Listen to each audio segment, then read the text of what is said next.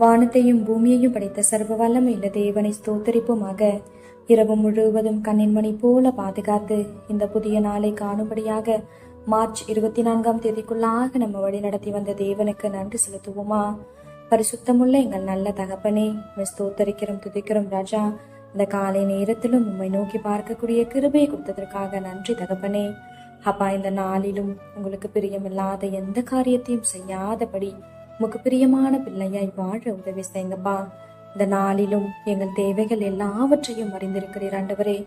அதன்படி எங்கள் தேவைகளை சந்தித்து நாங்கள் சோர்ந்து போகாதபடி உடைய வார்த்தை கொண்டு எங்களை குணப்படுத்துவீராக ஆண்டவரே. இந்த நாளிலும் நாங்கள் எந்த காரியத்திற்காகவும் பெருமை காட்டி கொள்ளாதபடி எங்களை தாழ்மையின் பாதையில வழி நடத்துங்க ஏசப்பா.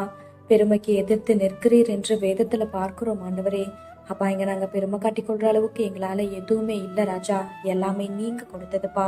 அதை உணர்ந்தவர்களாய் எல்லா சூழ்நிலையிலும் தாழ்மையாய் நடந்து கொள்ள நீர் எங்களுக்கு கற்றுத்தாரும். உண்மை போல எல்லாரையும் நேசிக்க கற்றுத்தாரும். இந்த காலை நேரத்தில் ஜெபிக்கிற ஒவ்வொருவரையும் ஆசிர்வதிங்கப்பா. அவர்கள் குடும்பங்களையும் உடைய செட்டைகளால மூடி மறைத்து பாதுகாத்து கொள்ளும். துதி கன மகிமை எல்லாம் ஒருவருக்கே செலுத்துகிறோம். ஏசு கிறிஸ்துவின் இனிய நாமத்தில் ஜெபிக்கிறோம் எங்கள் ஜீவனுள்ள நல்ல பிதாவே. ஆமென்.